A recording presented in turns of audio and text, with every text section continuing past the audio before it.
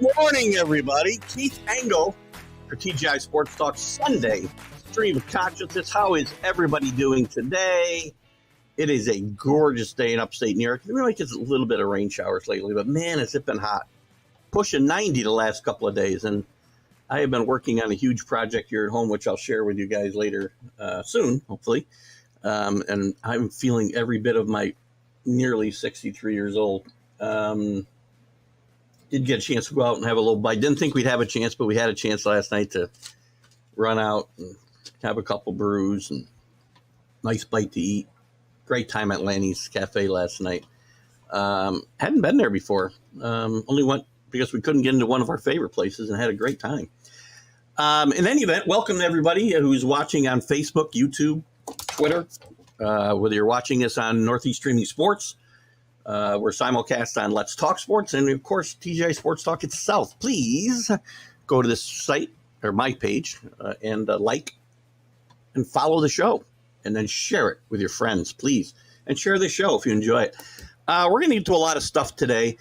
Jim Biringer was going to join us early. We got to get caught up in the NHL with the playoffs starting, some coaching changes. He was going to join us off the top, but he just messaged me and wants to come on 9:30 or 9:40ish. So we'll talk some baseball most likely until then. We'll get into some topics. We'll go around the league. We'll look at the power rankings this week, but they're going to have changed because the Rays have come back down to earth, and we'll jump into that. I said, and again, I'm trying. I know it doesn't sound like it, but I'm trying not to disparage the Rays in this 13-0 start, which tied a record. But they were playing four of the worst teams in baseball. So if you had played those teams during the middle of the season, and maybe had a series in between it, but won these 13 games, you would never thought anything about it. But again, I don't want to diminish what they did. But they've run into a real team now, and they've lost 2 in a row. Still a good team. Still some good pitching, although Springs is now out for a couple of months. Sorry, Drew. So we'll get around the league. We'll look at the NFL draft buzz. Mel Kiper's got 4 quarterbacks going first 4 picks with a surprising trade by the Titans. We'll see whether that comes up to be. But we'll look at some of the other stuff going on around the league as well. Is Aaron Rodgers ever going to sign? I don't know. And we will, with time permitting. I know you guys don't like to talk about NBA, but the playoffs are here and we got to dive in a little bit. Nice win by the Knicks yesterday. This wasn't a bad game to watch. Down the end, I didn't like the way that Brunson kind of was going one-on-one too much, and Randall did a little of that too yesterday. But a good performance by Randall coming back from injury. Great performance by the Knick bench. Josh Hart, I've been saying all along, he's the key. His acquisition at the trade deadline turned this team's season around, and he does a lot of things that don't show up in the box score. So we'll get into all of that as we go forward. Good morning, Rick Sherlock, by the way. We'll let you know. We'll let you know soon about the big reveal. I've kind of hinted on it a little bit already. Rick has sent me some pictures, by the way. Rick, I didn't know this is, by the way, game. I'm going to say game. If I'm guessing game 6 of '96 World Series, the last out. Jeter and Charlie Hayes, signed by Charlie Hayes. Rick, if you paid money for these, let me know because then I have to. Then of course there's big Cecil Fielder signed picture of Mr. Cecil Fielder. Had a great career. He was all right with the Yankees, but he wasn't nearly as good as he was with the Tigers. So, Rick, if you paid money for this, please let me know. But thank you for sending them. They were at an event that Rick went to. I know they did a couple of things. My cousin, Chris Yeager, I know, had them helped get them together. He's become pretty good friends with Charlie Hayes over some events he's run for fundraisers and such. And I don't know if this was a Mohawk-related event, Rick. I think they did a couple of events. They were doing something down here. I don't know, in Waterville, Lionskill. I don't remember where. Somewhere down this way.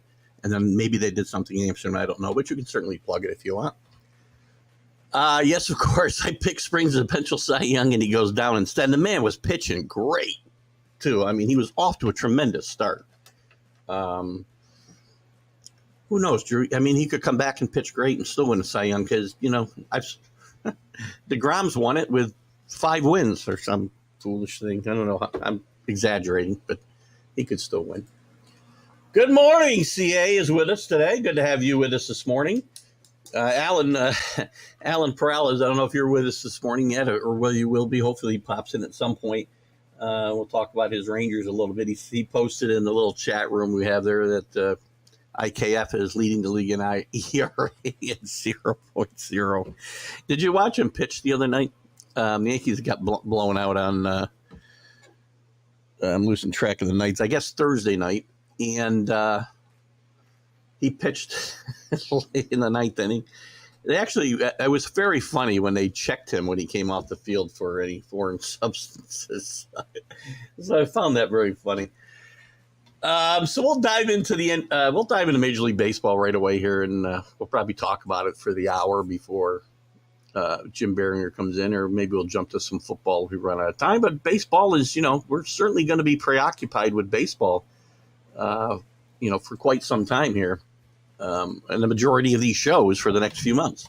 We will have Jim on, most likely, probably weekly, if he's able to kind of update us on the playoffs and things that are going on.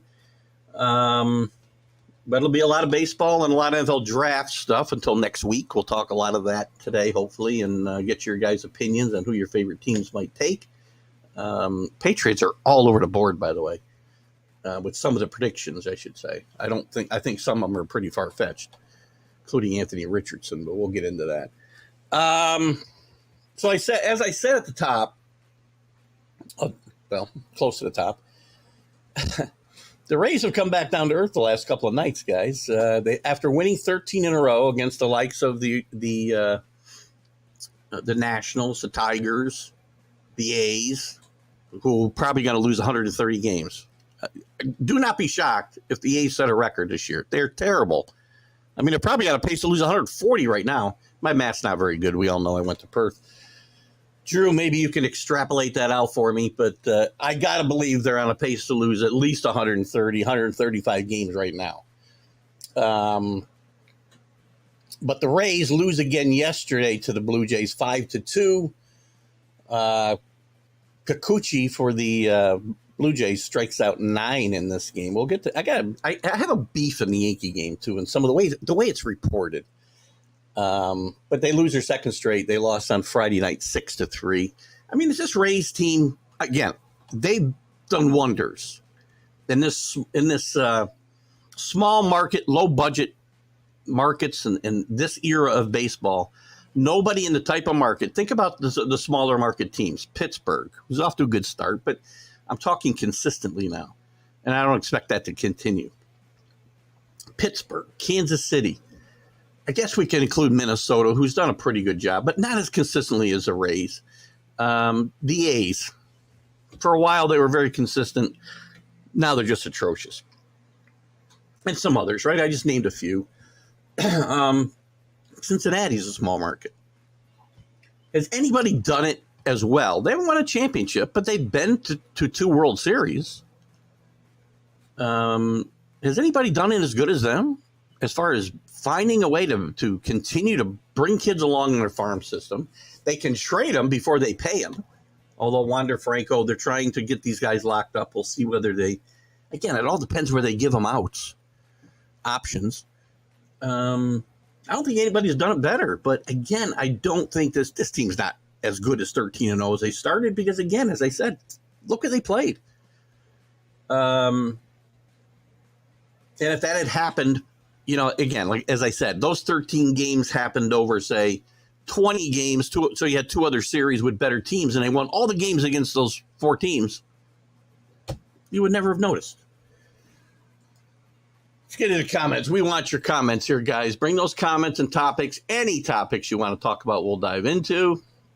What do you got here? I watched the Knicks game. Was pressed early with their ball movement and then back to one-on-one. It did happen late in the game for sure. They really moved the ball well. You're right, Rick. They played really good defense, by the way, too. They were really good on the offensive boards, and the bench was tremendous.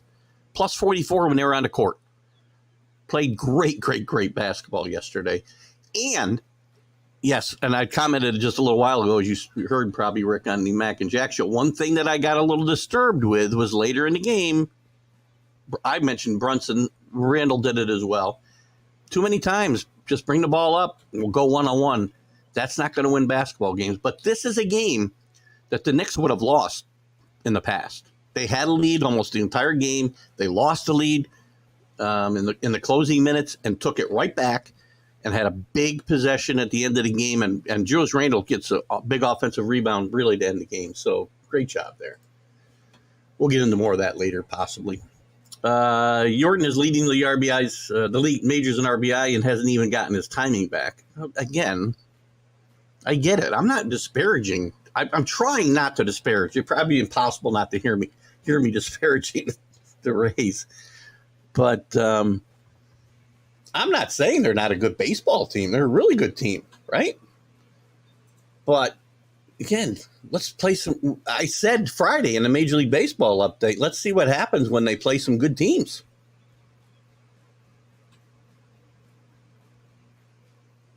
Actually, you're not talking about Jordan you're talking about your Astros. What am I talking about here? My bad. I read that thing wrong. Rays are still a good team with a potential. They are a potential wild card. And I do have our picks here now. I found them, by the way. I did not pick the Rays to make it, by the way. I said they'd have 80-ish wins. Well, they're probably going to beat that. Although, don't be so sure.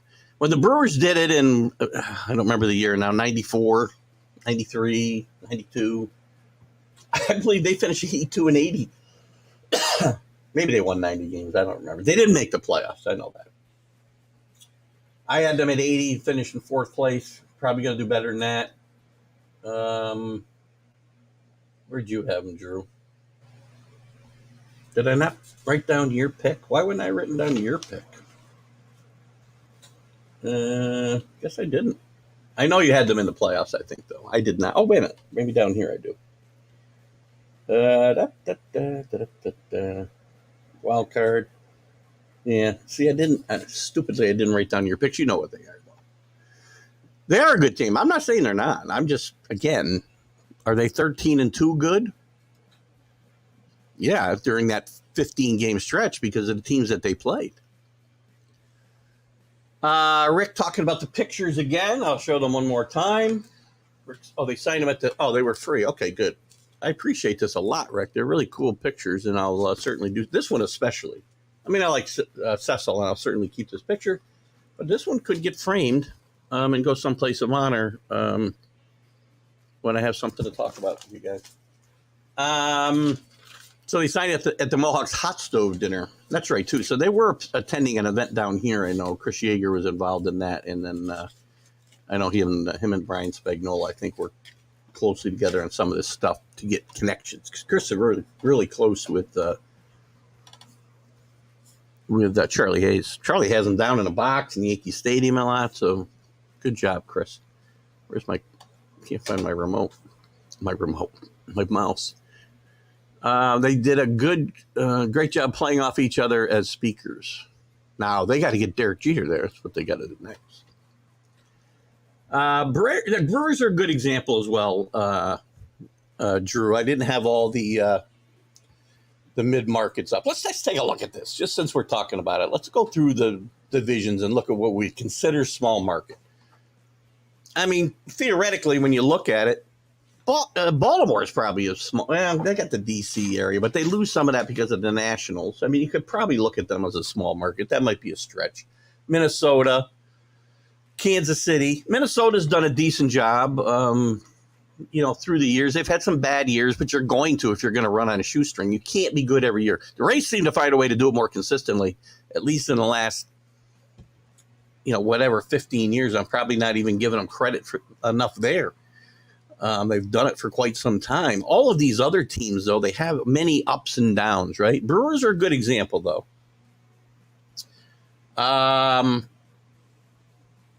Oakland, we know Oakland. Listen, for years they did a great job with Moneyball.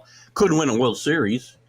They'd lose in the first round almost every time, but they'd make the playoffs, and they did it fairly consistently for a while, but never were able to get even to a series. So the Rays have been better at it than them.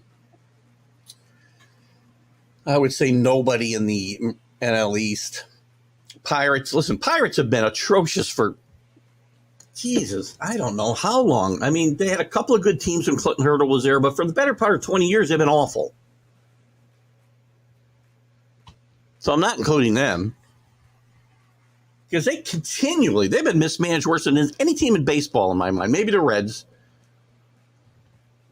I mean, that could be part of this conversation. Who's been the worst not managed on the field, management? Who's been worse than the Pirates? Because these A's had some success. The Royals had some success. They won World Series in the mid 2010s.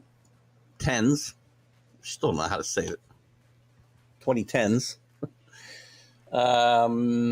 The Reds, we said, they're definitely a small market team, and they have not been terribly. They've had some good teams, but not consistent. And that's probably it. I mean, I wouldn't consider Denver a small market, right? And there's a team in a big market that can't win. What do you got here, Drew? Cleveland is a small market. Yeah, I would say Cleveland's a small market. I would agree with that.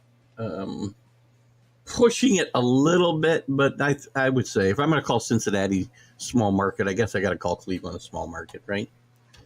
And they've done a pretty good job. I mean, for the last 20, I mean, they've made a couple of World Series back in, well, one World Series, I guess, with Mike Hargrove long ago. But they've had some decent teams that have won and not quite got to the playoff, they did get to the playoffs, not to the series. But they've done a really good job since Terry Francona, especially, and even before Terry Francona. Now, there's been valleys, and most of these small market teams are going to have those valleys. But the Rays have had far less. And listen, this hasn't been forever, right? I mean, the Rays were just really bad for the early part of their history, and then they got the right management team involved. Good morning, Kenny Gifford. Is it 40 degrees on the mountain today? Because it's been 90 here for 3 days, and well, yesterday wasn't too bad. And I've been wilting. Listen to this. I'll tell you a quick story. Stupid me. Thursday, whatever day it really started to get hot. You know, I get hot up here in my office in my studio, Flash studio, because I'm on the second floor and heat rises, right? And I just couldn't bring myself to turn the air conditioning on April 12th. Anyway, I go around to some of the other rooms on the second floor here, turn on the ceiling fans, get some air circulating, open the windows, get some air going, including our bedroom, where I was sweltering for the 2 or 3 nights prior. Well, dumbass Keith opens all the windows, and I'm sitting there yesterday going, wait a second.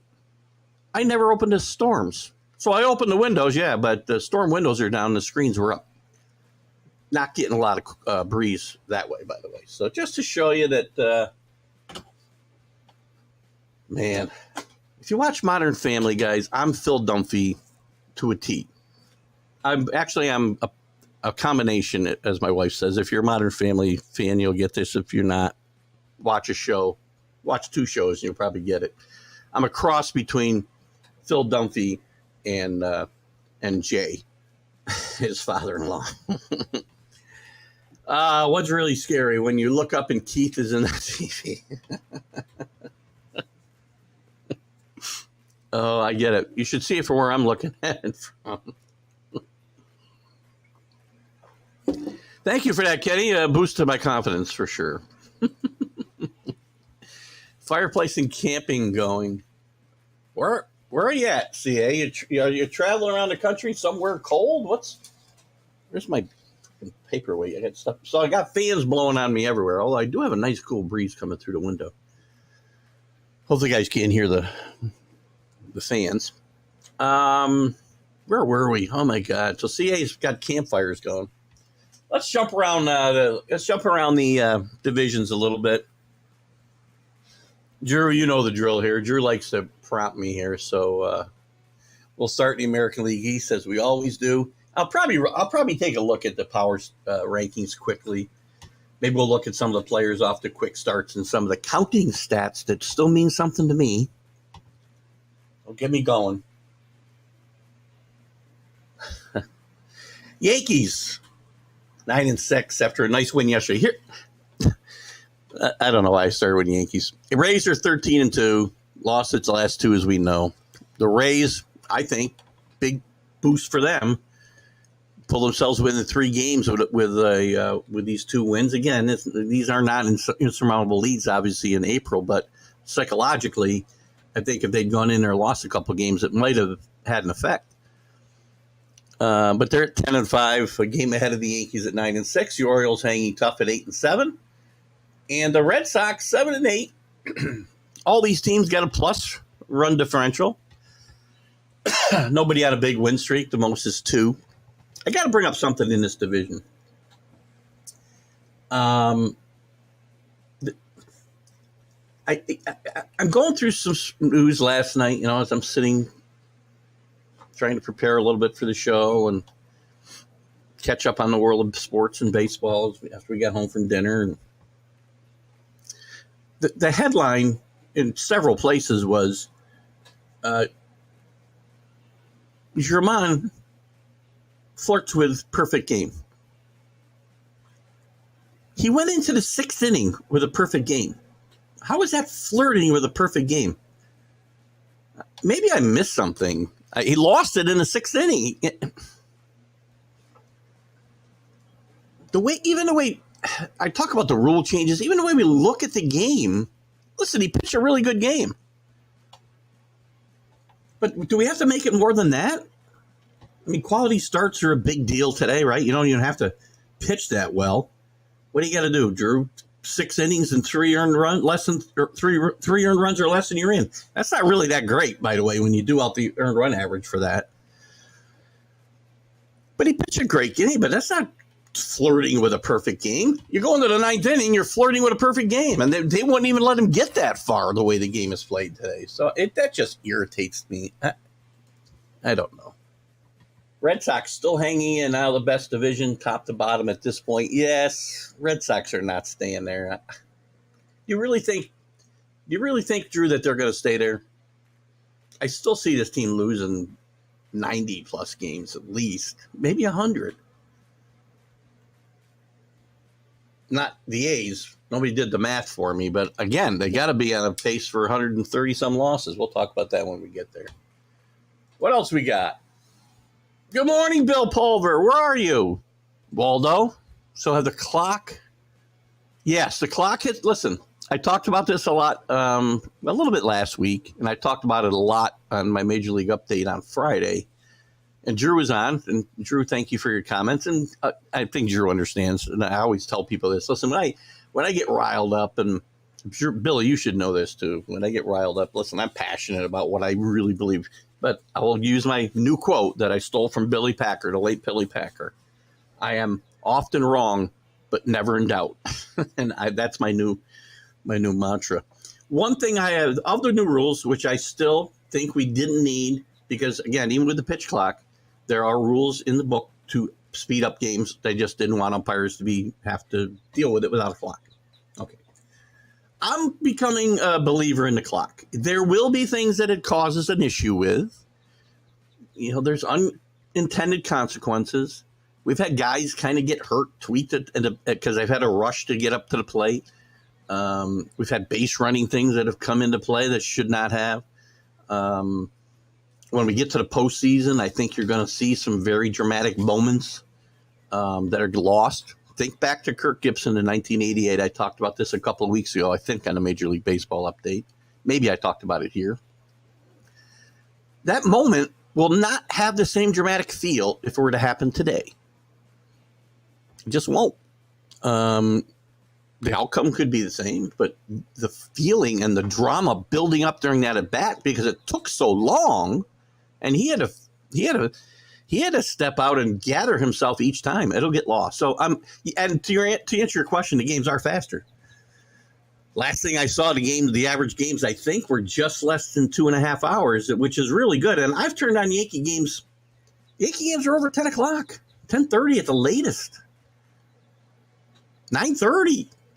I mean, they had a couple 6 o'clock starts, which threw me off because, I got to get through the news and Jeopardy, and I got the Yankees on the computer, and I'm watching it, but not paying as close attention as I normally would.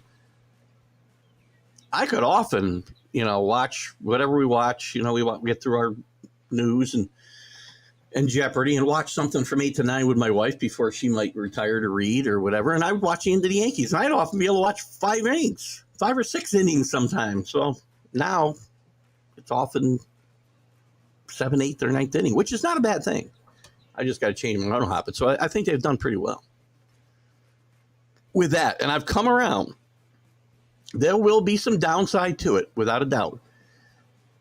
But it's having its intended effect. And one thing too, Billy, and the rest of you, interestingly, and I never gave this much thought, but it makes perfect sense. Some of the younger guys, sorry about that. I'm struggling with a bit of a cough from when I was sick, but nothing major, thank God. The young guys, guys who have dealt with this in the minors already, are certainly way ahead of some of the veterans that have never used it. So that's been an interesting thing about this as well. So all in all, the pitch clock is good. No, 7-inning games weren't permanent.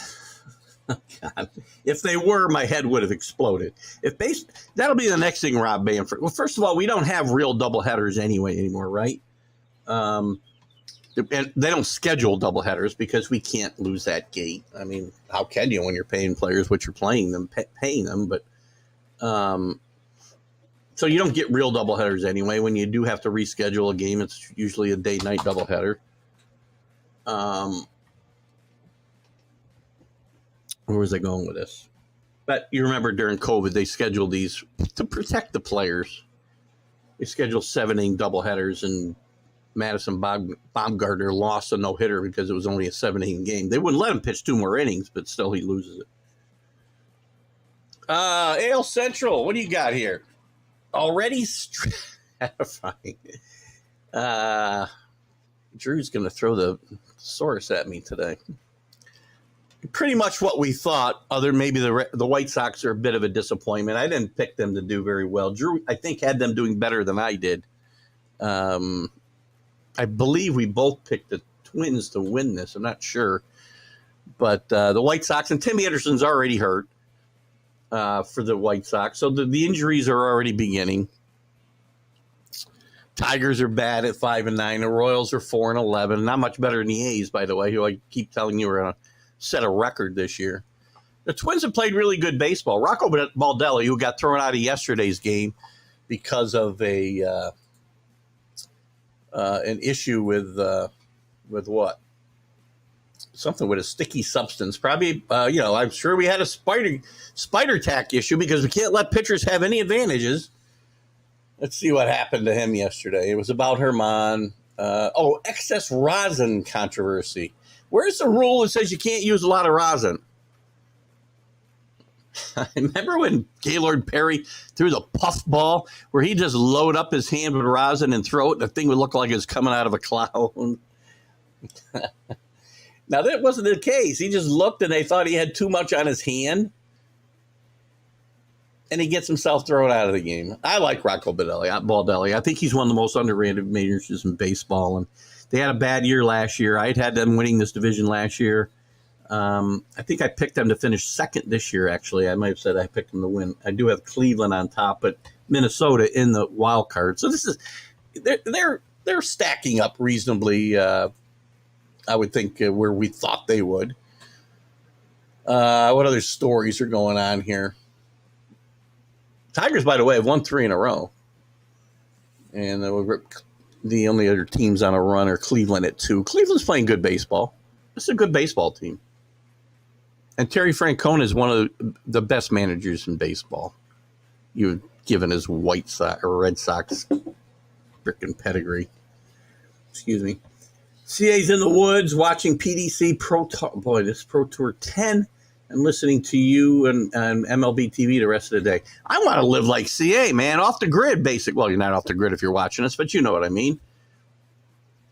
I can picture CA just traveling around in his motorhome, going to dart events, and living on the road. Maybe the NBA should revamp the rules. More than 5 steps is a walk.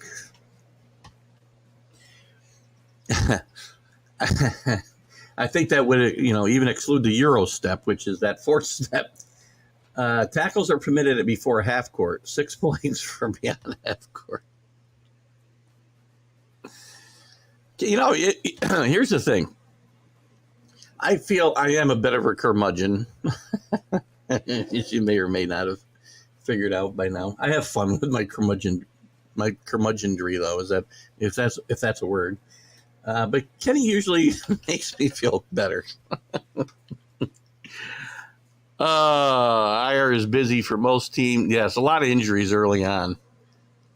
Indians are playing steady ball. Your team, the Astros, which we're going to get to here as we head to the American League West.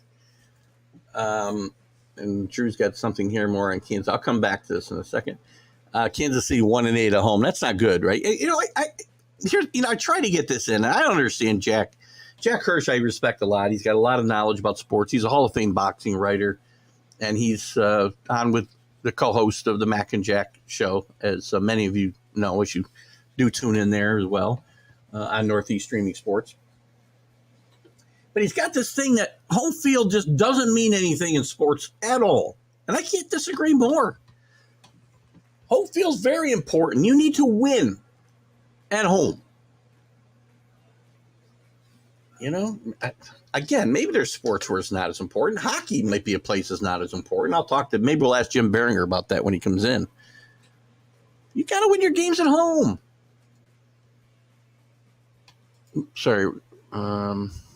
Jesus, I missed a couple things here. Hold on. Rosin, thought you needed it slippery so to slide through the strike zone. Listen, guys don't want it slippery. I talked about this on Friday. We talk about rules, and the rule they put in last year where they did away with spider tack, and they started checking pitchers, by the way, which we could speed up games if we didn't have to check pitchers. I guess we couldn't. We're in a commercial break anyway. But in any event, another advantage they take away from pitchers, because we can't let pitchers have any advantages. But one of the unintended consequences of that is, oh my God,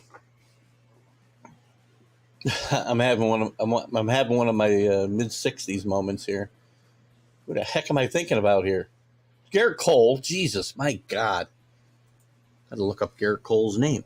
Garrett Cole said last year, 2 years ago, when they started to crack down on spider tack, that he needed it because I throw 100 miles an hour and I'm going to kill somebody without it.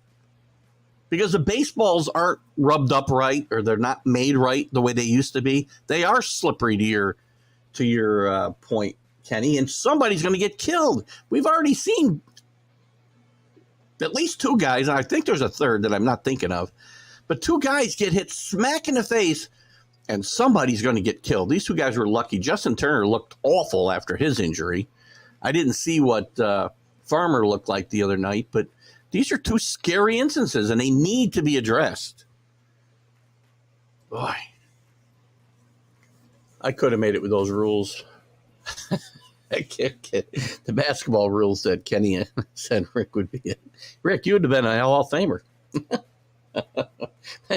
So would Stanley Corona by that token. No, you were a better basketball player than Stanley. I'm just kidding. God rest in peace, Stanley. One of my better friends in life. Miss you. I do miss you. Baseball injuries are due to the lack of true athletes. Well, I don't know if that's actually true. Well, you do see some guys that are. What's funny is, Kenny, it's not the guys who are, look like me that are getting hurt. I mean, it's the guys who are freaking buff, it seems, mostly are getting hurt. I mean, because they're hurting muscles that they train that they don't need to play baseball. They don't do baseball training. You need a good base, and they need to do more leg work and less upper body stuff. You don't need it. Who had oblique injuries, or maybe we just called it something else? I don't know. I didn't remember oblique injuries in the 70s. But you do see a lot of guys out of shape. Oh, my God. I saw Lance Lynn pitch in the WBC. I watched Boulder. What's that guy's name for the Mets? Help me out here. Vogelback, the DH. Yikes. What happened to calling it the DL? I don't know. It's funny. Drew, maybe you know this. I don't remember the genesis of this. It's been a few years now. But it went from disabled list to injured list. I have no idea why. And maybe it was too confusing for kids. As I'm sure there's some Generation Alpha reason. By the way, CA tried to put me in Generation X a few weeks ago, which I thanked him for, because it would have made me at least like 5 or 6 years younger, and I really appreciate that. Looking at the AL West, as Drew continues to produce the show and moving along. This is a stream of consciousness, by the way. But I do appreciate it, Drew, actually. Drew talks about the Rangers still leading. They are leading at 8-6. Plus 12 differential. They're a game ahead of the Angels. They're a game and a half ahead of the Astros. The Mariners have rebounded now with 3 wins in a row, 6-4 in their last 10 after starting atrociously. Now they're only a game and a half out, so again, nothing to be concerned about there. And the A's, thank you. Finally, I got my answer because I can't do math in my head. The A's start, which has got to get a little better, right? Is exact. I said 130 wins, 130 losses, and I was dead on. So I did that math in my head. Thank you, Mr. Jennings. The Perth education comes in handy again. I had done in my head, yes, 130 losses. 32 and 130 is the pace the A's are on now. I don't think they'll lose 130.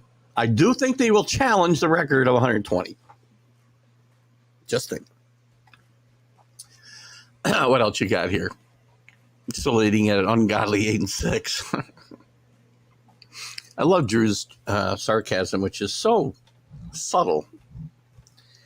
Mediocrity is the division for now. The mediocrity will go away. The Astros are too good. The Mariners are too good. These teams are going to both be two of the best teams in the American League. They're going to be definite threats down the line, and both make the playoffs without a doubt in my mind. I did have them. I've got them both in the playoffs, and I've got the Astros beating them by about 6 games or so. Drew, I thought I was writing down yours. I don't get it. I must have been dreaming. Anthony Price is with us. Welcome in this morning, Anthony. Go Orioles. Again, we'll back up for just a quick second before I talk a little more about the West. I want to look at Allen's Rangers real quick. So, Drew, don't move on to the National League just yet. Orioles 8-7, lost 1 in a row. They're hanging in there. I do think the Orioles will be okay. Won't be great, but I see Drew's already gone on to the National League East. I want to continue to tell Alan why I don't like this team. And the Yankees are in the same boat, by the way, right now, I think. On-base percentage, to me, is a huge stat in baseball. 314. This is why they were bad last year. This is why they will not score enough runs this year to support what might be a decent pitching staff. I don't know. Martin Perez is off to a decent start. 2 wins, 1 loss. Maybe he'll be as good as he was last year in a career year at 31 years old. DeGrom's pitched well recently. Hasn't gotten hurt in 3 starts. That's actually encouraging, I guess. But I don't think there's enough pitching elsewhere. John Gray's pitched good. Dunning's pitched really well. Hasn't given up an earned run yet in 11 innings. So maybe they got enough pitching. Oh, by the way, Andrew Haney, who was such a great pickup for the Angels, I kept reading all winter. Like, I don't know why. Where did Andrew Haney ever become an important player on any team? He's pitching to an 8.22 ERA after 2 starts. So this is my issue with the Rangers, and it will continue until I see it get better. Oh, where are we here? Drew's on to the East, the National League East. Braves off to a really good start. Won their last 5, 7-3 their last 10. Only 4-3 at home, interestingly enough, 7-1 on the road. But they're 11-4. They got a 2-game lead on the Mets. Mets are playing okay. They've won 3 in a row. Nice win yesterday. They do have some injuries, as Drew mentions here. I still think the Braves win this division handily. I do think the Mets will make the playoffs. I don't think they're going to match their 100 wins last year. I think they'll win, 90 plus, and I think they'll make the playoffs. And then anything can happen. You get in, if they're pitching, if they're two old guys at the top of their rotation are good enough, they can do some damage. Marlins, a bit of a surprise at 8-7, as Drew mentions. But they've gotten off to good starts before. They won 4 in a row now. And the Phillies have been just really bad. It says more about Philly than the Marlins. I agree. Phillies are 5-10, 4-6 in their last 10. They're just not playing good baseball. Base running mistakes. The defense is still bad. Bryce Harper's now working out at first base, so maybe he can get back in the lineup when he comes back, and they don't have to tie up the DH spot with him.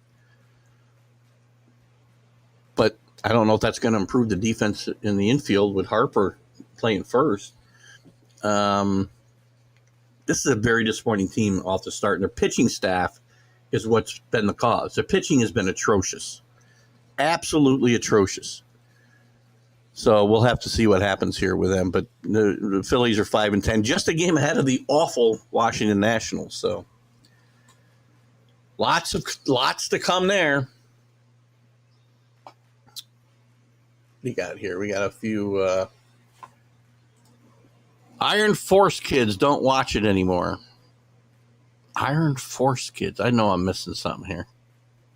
That's a reference to something I probably don't understand. I feel like I've heard the term before, and I don't know why. Drew, with our answer to our disabled versus injury list. Oh my God. I should have known. I should have known.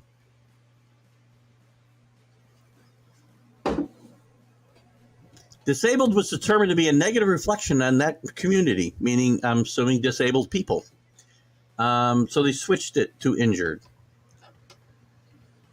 Oh my God. Is there anything I can say that doesn't offend somebody? Anything? I'm done. I'm really, really done. Unless I'm at work because I don't want to get fired. Why? Oh, God. What is it? What are people offended by? If I call myself fat in a group of fat people, I'm offending them? Too goddamn bad. God. Man, I'm so tired of the society that I live in today. It's frustrating as hell. I don't want to get into a freaking political rant here, but the way this country's heading is raising a bunch of oversensitive kids that will not be able to function in society going forward unless we make society so that it's so soft. And then what? Offended by freaking everything. That's why I like to watch offensive TV shows. I'm sorry. The Washington Redskins are always going to be the Washington Redskins to me. The Cleveland Indians will always be the Cleveland Indians. I don't really care who likes it. People walk away from my show, they walk away. My fault for asking. Jesus, my God. I offend women by saying they can't play. The best can't beat the best men. They just can't. Well, again, you can disagree with me. Why am I offending you? Ugh. Here, wrap your arm around this. Football's trying to get rid of hitting, and the NBA's making a necessity. Yeah. Let's eliminate violence from a game that people watch it for. I'm sorry. People watch NFL for violence. I get it. But it's offending people's sensibilities. Listen, I don't want guys out there getting hurt. I don't want guys launching themselves, but watch the way the game's been played for 100 years. And people watch it because of it. Not, you want to make it touch football, then do that, please. Drew, that'd be awesome. I'd print it out and put it with my stuff so we can refer back.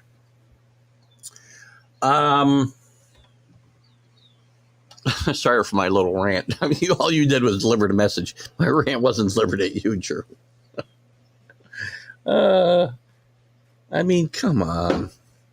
Defend disabled people by calling it defend. There are more Orioles fans, and I again, Anthony, I don't believe is a bandwagon jumper. I mean, in sports, bandwagon jumpers are inevitable, right? As soon as the team gets good, and by the way, being a Patriot fan since 1970, I know bandwagon jumpers better than anybody. But I like guys who have been true to their school, and I remember Anthony talking about the Orioles before they were playing good, so no bandwagon jumping there. And we do hear from a few Orioles fans on the shows. Most of all, you mentioned high school years by week 8 of football. If some of you were drafted, my apologies. Most of all, you mentioned high school years by week 8 of football. If some of you were drafted, my apologies. I'm not really sure where we're there with that one, CA. You can explain further if you like. And they actually tell people they are. Right? I know where you're going there. On base percentage. Okay, wait for your pitch and move along runners. Yeah. Kind of way you play baseball. Wait for your pitch. Hit balls where they aren't. By the way, when there's a shift, which is illegal now, if you watch it, and teams are trying to, I'm sure you watch enough games, Drew, to see this. Teams are really trying to, they're skirting that no shift rule as close to the line as they can. In a lot of cases, I saw it in the Yankee game when they shifted. And they did shift. Sorry, I know it's illegal, but it's still a shift. They had the second baseman playing directly behind second base, probably like an inch on the second base side. So, listen, that's the way the game should be played. Manufacture runs. Home runs are great. I don't hate this home runs. I like to watch good, solid baseball, moving runners along, as Drew mentions here. Take a pitch, walk. Walks are okay. That's one true outcome I don't mind. I don't mind home runs. I just mind, all I care about is those three true outcomes, including the strikeout, by the way. Drew's ready to move on. My Brewers. I'm starting to wish I picked them to win the World Series. I did pick them to win this division. I did pick them to lose, I think, in the first round. The Cardinals, who I also picked to make, are 6-9 in this division. Pirates, surprisingly, 9-6, being carried a lot by Brian Reynolds and an underrated pitching staff. I don't think they're going to stay there, especially with Cruz out, as Drew mentions here. I know he's on a 60-day DL. I'm not really sure how long he's really. I mean, he may be out for the year for all I know, and you can feel free to put some information up here because I don't want to go look for it right now. But O'Neal Cruz, who's one of probably their top prospect. Charlie Hayes Jr., speaking of Charlie Hayes, by the way, we talked about here, we've got a signed autograph picture of, by the way, catching the final out of the 1996 World Series with a rookie, by the way. That is a rookie, Derek Jeter, number 2. Charlie Hayes Jr. is a nice player, good glove, never going to hit for power in this league. And I don't know if he's going to hit enough to really help them. And this is a dysfunctional organization. Mark Mancini, I know, has been missing from our show, and he wants to get back on. He's busy with a lot of other projects. Keeps messaging me that he wants to chat, and I'll certainly chat, and we'll see what we can do. But, he's posting a lot about how great the Pirates are on April 16th. Spring ahead, fall back. Just like time clock. Just like the clocks. Matt Brust. Great to have you with me, Matt, one of my favorite guests, by the way. Former St. John's star. Played for Louis Carnesecca. Matt was, Josh, one of my early interviews when I started doing this. And I had a lot of fun with Matt. Matt came on a few shows that I did for the Big East tournament. Matt, I got to have you back on and talk some college basketball at some point. Matt does some great stuff as well, coaching some girls basketball and stuff. And it's great to have you with me this morning, Matt. And I'm glad you like watching the show. And we did talk a lot of college basketball here the last few months, obviously. So that's done for a little while. But we do have a college show that I do on Wednesday nights, just for your information. Great to have Matt Bruss with us today. And hi to you and your family. One of my favorite interviews. Matt's a great guy. Drew is right. Manfred's snowflakes change the rule to IL. See, I was trying to be nice. Not being nice, obviously. I didn't want to offend anybody by calling them a snowflake. So maybe I am changing my ways. Oh, God. Here's to you, Neil. You know, I had a guy call me a snowflake. I got to tell you this story. And we'll go on to the West here in a second, Joy Proud. I got to tell you this story.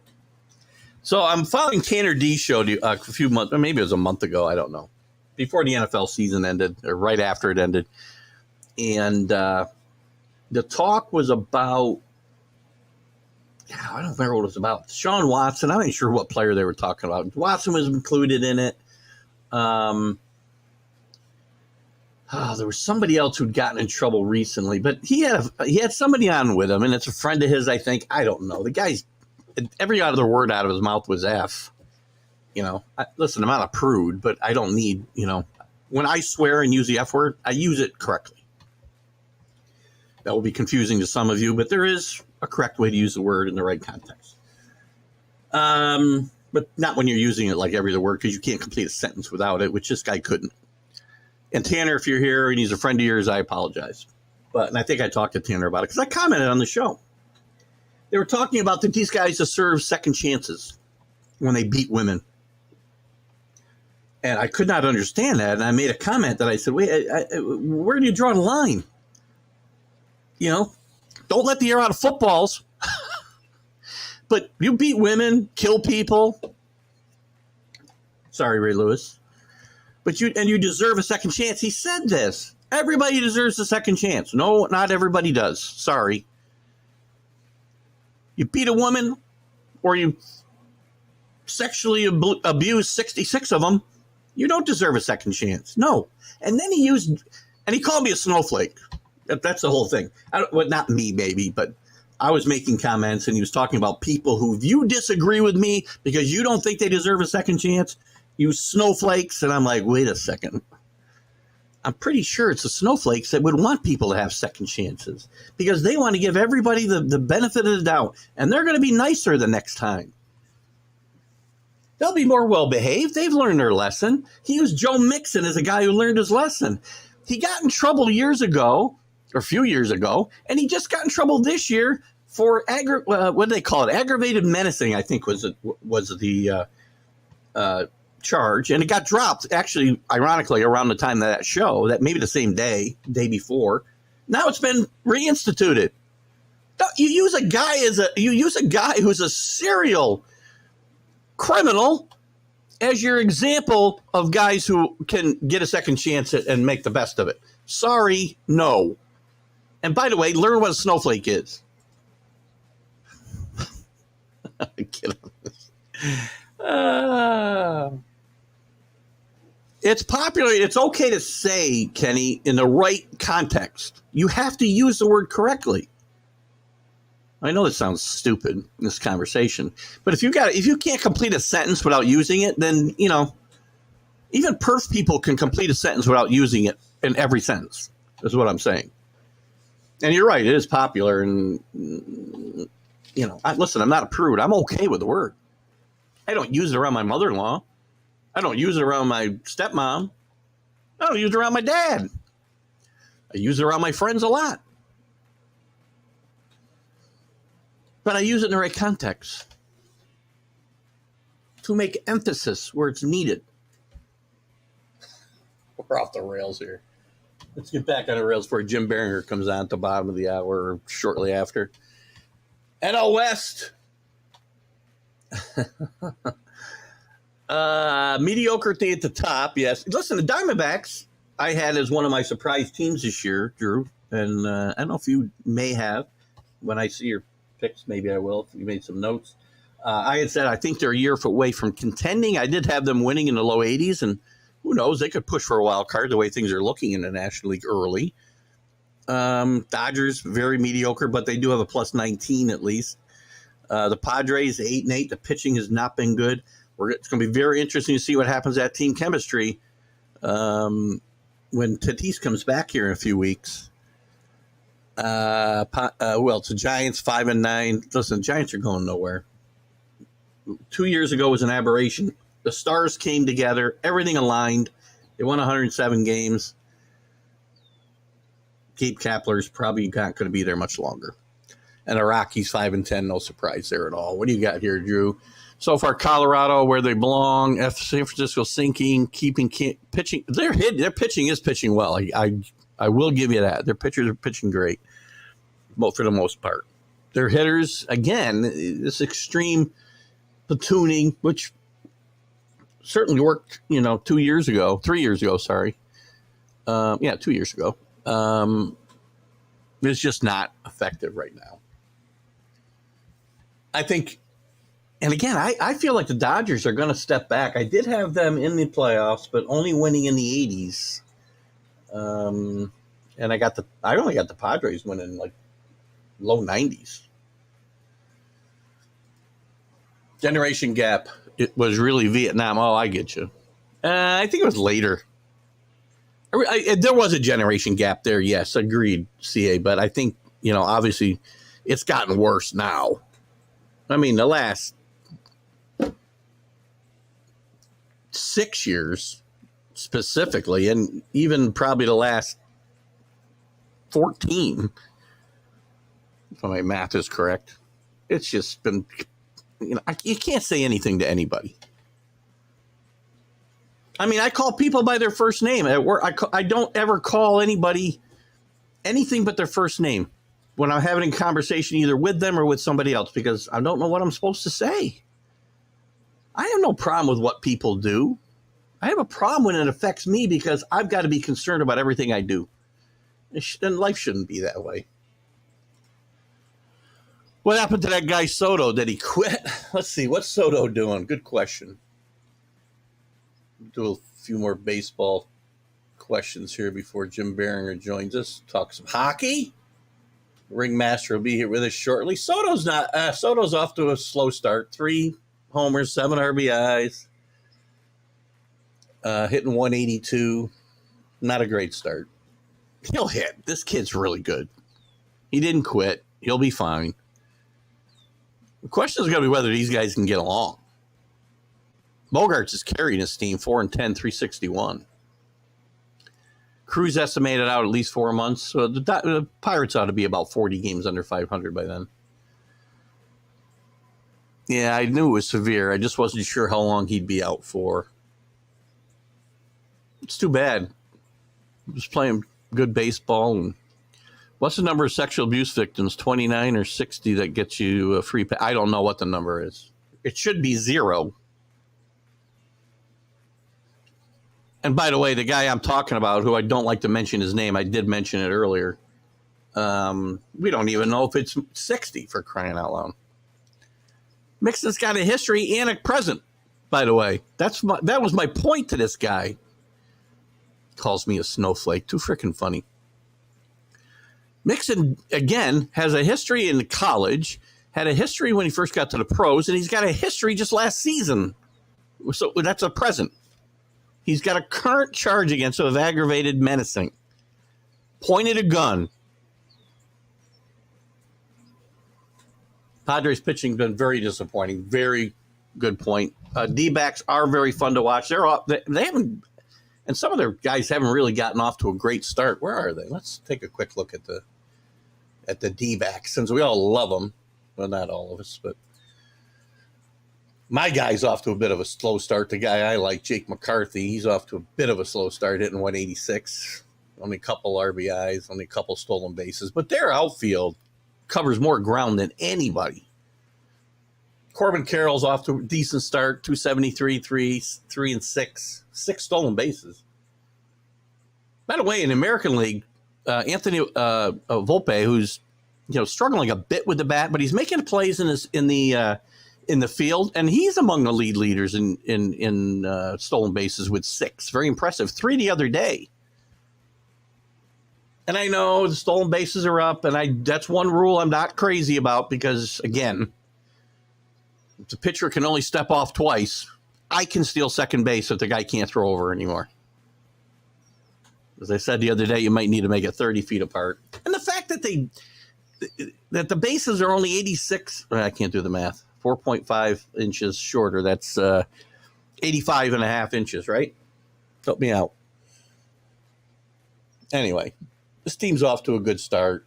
The Diamondbacks, I like them. This change started when certain things happened in the 60s and 70s. Too much. Well, it did start. It is too much politics for here. But again, you know what? What's the problem is it's also, and it's funny for me. All this has seeped into sports, and some of it started in sports and seeped into society, or started in entertainment and seeped into society. And some of it's, listen, some of it I understand. I'm not a total, I don't have my head in the sand. I do understand there's issues in the world, but God. Sean Spencer, good evening, or good morning, rather. Feels like evening already. Good to have you with us today, Sean. What do you got here, Drew? Corbin Carroll, 273, 286. Oh, that's a little, on base percentage. And again, that's one stat that's very important to me in success in baseball. And that will kill a team. Always my argument about the Rangers. Yankees haven't been real good about on base percentage either. Neil was at yesterday's game when Volpe had the hits will come. I agree. He's struggling to be at the plate. I love the way he carries himself. I do not see this as a problem. It's not carrying over into the field. He's making all the plays that he should. And again, stole 3 bases yesterday. And he's got 6 for the year. Doing a very, very good job. Let's take a couple. Let me look at some other news while we're waiting on Jim Biringer. A couple other things. Oh, God. Speaking of some of the people we just talked about, Jack Bauer. Sorry, I didn't mean to disparage Jack Bauer, one of my favorite TV characters of all time. Trevor Bauer is ready to compete. He debuts in the Japanese minor leagues. Nobody cares. We talked about Baldelli getting thrown out because of the rosin controversy. Brewers reliever Varland, okay, after 105 mile an hour. I hate exit velocity, by the way, but in this context, it means something. He gets hit in the hand and then the jaw. He's probably lucky it hit his hand first. But he is okay after taking this line drive from Manny Machado off the hand and then his face, jaw. X-rays are negative on Romano after he's struck in the chest. Wander Franco hit one here. I don't have any info on the exit velocity of this one that hit him in the chest. The chest, though, is as scary as the head. I mean, especially in young children, you see a lot of instances of kids who have this blunt force trauma to the chest, and it becomes a tragedy. Texas starter John Gray exit early. Oh, I just talked about John Gray. And I've said all year long, John Gray's a decent pitcher. He's okay. He's an innings eater, which Drew and I both love that designation. He's already hurt. He left the third inning with a bruised forearm. Now he did get hit with another guy, but pitchers are taking it rough too. We're talking about injuries. The Angels call up their prospect, Zach Neto, and they option David Fletcher down. I don't think Zito's a guy who's going to have a lot of, maybe he'll have some impact. We'll see. Rays Jeffrey Springs, we talked about, out at least 2 months.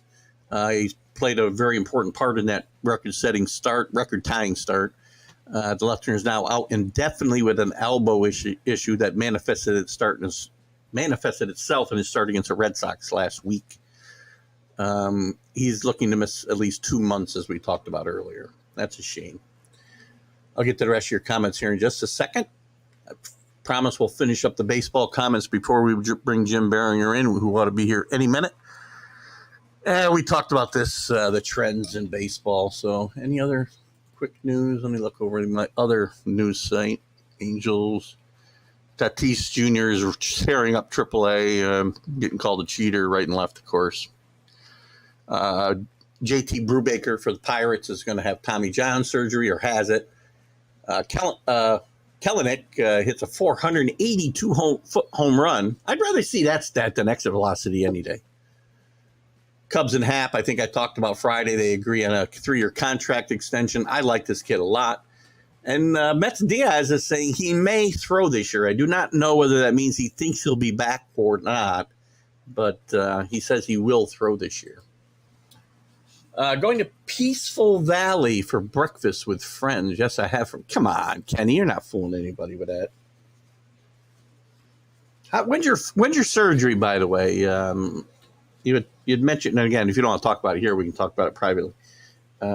Because I might, whenever my big project gets finished, be looking for some force for golf. So I thought about you. I almost played Saturday, but I just had too much to do. But I would have had to look for at least a third. Please ask the hockey guy, do points count more than wins? Well, they don't anymore. I mean, once you get to the playoffs, and wins do count more. There are 2 points. You get 1 point for a tie. Well, you get 1 point for going overtime, I think. So anyway, we'll talk about that. You do get more points for wins. But points, again, to me, giving points for just getting overtime and not winning the game is not conducive to wanting to win games. But we will talk. We'll try to ask Jim about that, and he'll be out here in just a few minutes. So. And Kenny, if you don't want to answer me here, that's fine. Do me a favor and answer me maybe in my private chat. I don't know what your situation would be, and I'm assuming if it happens, you would be probably out for this summer. I can't commit to a weekly thing, I don't think, so we'll talk more about that. So we'll be getting into the NHL here in a second, so let's get ourselves primed, guys. I know who your teams are. There's some interesting series, which we're going to talk about with Jim here in a second. I mean, to me, obviously as a Ranger fan, and again, I admit I pay, as you can see, I haven't had Jim on, and I feel bad about that, probably since I was on vacation, but I felt important to get him in here as the playoffs get started.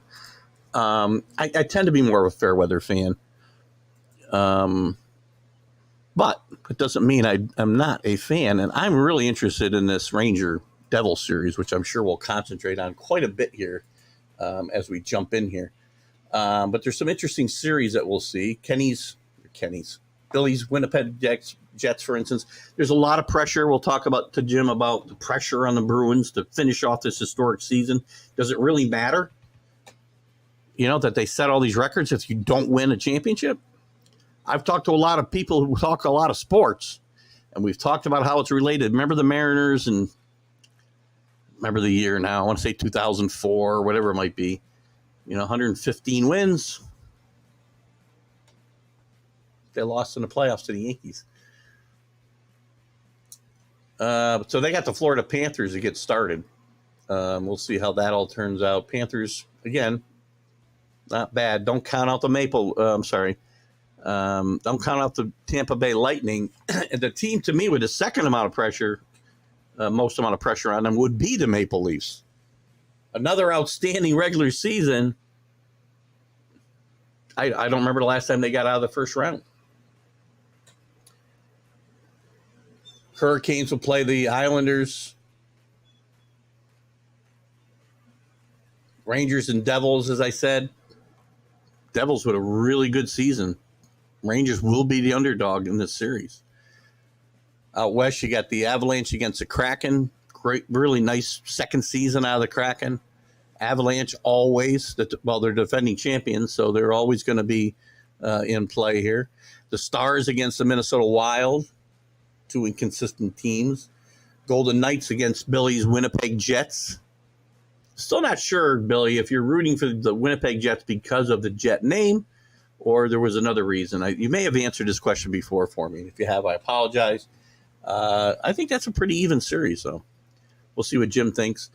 Edmonton Oilers and the Kings. That's the 2 and 3 seeds.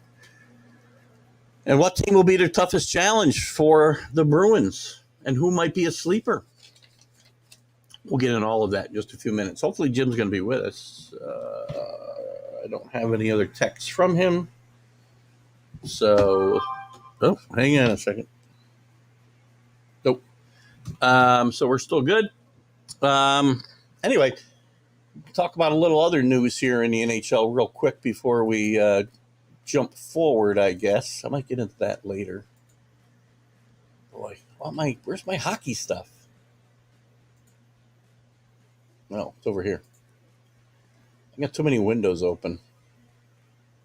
Let's go back to the home. We had a couple coaches fired, which we'll get into as well. That's football. Jeepers creepers. What is going on? We're probably not going to get to the NBA. Sorry, guys. Well, I've lost all my hockey stuff. I don't know how. Well, let's go back here, I guess. We'll go over here. We won't need this anymore. Sorry for the delay. The U.S. women roll at the Worlds, by the way. They're going to face Canada for the gold. My Canadian friend, Brett, what the hell's Brett's last name now? Brett Cloutier, former hockey player, played in the Devils organization. I'll probably be hearing from him this week. He'll be rooting for his Canadians. He's from Ontario. Really good guy. Blue Jackets fire Brad Larson after a pair of losing seasons, so that job's open. The Vancouver job's open as they got rid of their coach in the middle of the season. We talked about the Avs. Andre Tourigny is going to coach the Canadiens and the Worlds. The Capitals and Peter Laviolette have parted ways after 3 seasons. He'll be leaving as the coach there. Blues also fired the St. Louis Blues fire assistant coaches right and left, Craig McTavish and Mike Van Ryn. Dallas Aikens out as Ducks coach after 4 seasons. And as I try to stretch it a little longer here, we move into the playoffs. There's a lot of open positions, which we'll talk about with Jim. Washington, Anaheim, Vancouver, as I said, Columbus. Can't read my writing on that one. I guess that's others. Will there be others to come? A lot of pressure. And guys, if the NHL is not your thing, thinking of you, I guess, Drew, we'll be talking some NFL around a little after 10. We'll finish up the show probably with the NFL. We'll talk about it a little. Let's just talk a little bit about the Knicks while we're talking about this. We're waiting on Jim here. Let's talk a little bit about the Knicks. And let me get in here. The Knicks yesterday, really good game for the Knicks. The bench was tremendous, a plus 44 while they were on. Josh Hart does all kinds of things off the bench, things that don't show up in the stat sheet. Too much one-on-one, as we talked about.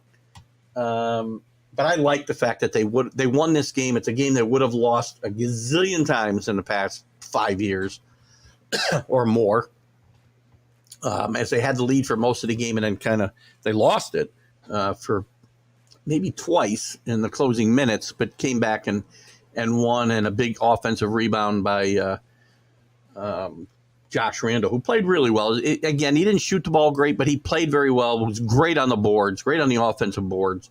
It was the turnovers, so they played really good defense. The turnovers, the offensive board, and the bench is what was the difference in this game. Brunson played well, not as well as he can. I think he was a little bit overamped. Too much one-on-one, especially at the end of the game. But the Knicks off to a great start in the playoffs. And looking at the other, just in case we don't get there, looking at the other games in the NBA playoffs while we wait for Jim Biringer. I hope Jim's okay.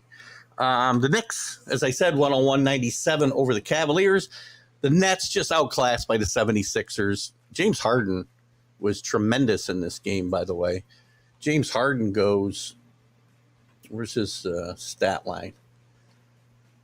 James Harden, 18 of 21, 7 of 13, scores 23 points, 4 rebounds, 13 assists. Just tremendous. Tremendous. There were plus 20 while he's on the court yesterday. That's a stat came from hockey, right? But NBA, and I think it's an important stat. I don't think the Nets are going to win a game here. Miles Bridges really turned into a great player. Scored 30 points yesterday, but I don't think they don't have enough outside of Miles Bridges to really, I think, push a great 76ers team. Joel Embiid is really, really good. Probably the league MVP. The Celtics demolish the Hawks yesterday. Quinn Snyder, I think, will put a stamp on his team in the offseason, but just not enough time. Trae Young and Murray just – Trae Young is not the same player that he was. Something's happened to Trae Young. If you remember, Trae Young was destroying the league 2 years ago, especially when they played in the playoffs against the Knicks, and he was just unbelievable. He shoots 5 for 18 yesterday, 1 for 5 from 3-point land, scores just 15 points. Murray, 10 for 25, 0 for 6 from 3, 24 points. And the rest of the team disappeared. So this is going to be the Celtics, maybe in 3 or 4. Sorry. I mean, the Hawks might steal a game. I thought they would steal a game, but now I'm not thinking they can win a game. And to me, outside of the Knicks, the most intriguing series in this first round is Sacramento. A surprising Sacramento, the 3rd seed, I believe, in the West, against the resurgent Golden State Warriors, the defending champions. This was a great game yesterday. I mean, they had some shots to be able to tie or win the game, Golden State did at the end. They lost by 3, 126-123.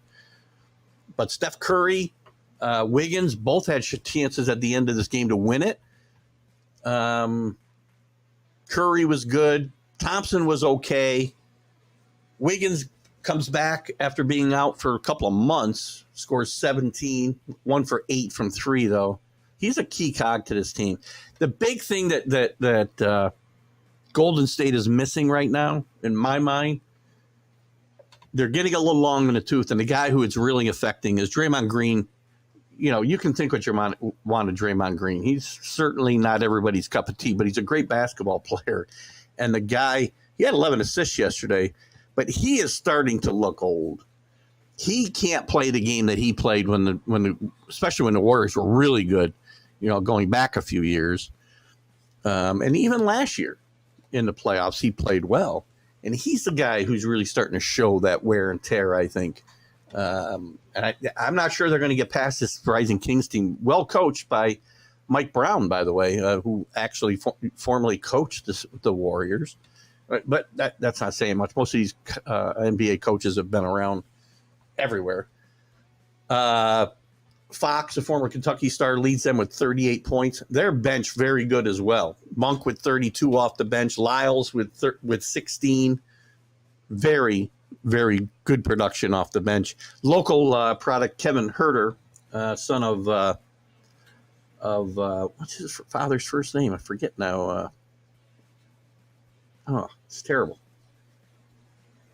Went to Siena. Was a really good player at Siena. His son Kevin obviously went to Maryland. Was drafted in the first round by the Hawks. Had a productive career with the Hawks. He didn't play very well last night. He was only 3 of 12 from the field. 0 for 5 from 3. Only 6 points. He did have 5 rebounds in the game. Played 31 minutes. Didn't play well. I expect him to be a major contributor for the Kings throughout this series. So, and then today, maybe we're not going to get Jim. I don't know what's going on. I don't have any mail. I don't have any email. Let me just send him the invite one more time, just in case. Bear with me 1 second. Today's games, by the way, as I start to look at this and try to do 2 things at once, which is very difficult for me because I'm a guy. Today's games, you're going to get the interesting matchup, the Kings and the Grizzlies. We'll the Lakers have played. I said the Kings. I'm sorry. I meant the Lakers. The Lakers and the Grizzlies. Ja Morant's back after having basically a nervous breakdown. I would say. I mean, we didn't hear a lot of bad stuff about Ja Morant until this year. Ja Morant. I keep saying his name is Jay. Ja Morant. This year, he's with strippers with $10,000 in money and video himself with a gun. And I don't know what it was with NBA players and guns, but I just don't get it. We'll have Miami Heat playing Milwaukee. I think Milwaukee, assuming the Knicks, again, we can't assume the Knicks will get to the next round. I can assume that Milwaukee will. The Heat will give them, a couple of tough games, but I'm sure the Bucks will move forward. That would be the Knicks' potential matchup in the next round. That's going to be a very tough matchup for the Knicks. We'll see how that goes. They got to get by this one first. The Clippers, with their interesting mix of players, play the Phoenix, who should be the prohibitive favorite out there. They don't have as good a regular season record as they've had in the past, but with Kevin Durant stepping in and really not fitting in very quickly, I think. I would think the Suns are the prohibitive favorite to come out of the West. We'll see. It's a very evenly distributed performance potential out of the West. I don't know what that meant. I just said, by the way. And Minnesota is going to match up against Denver, who's had their problems in the playoffs. So we'll see. I'm going to give you some predictions right now, since I'm still waiting on Jim Biringer, and it's 9:50.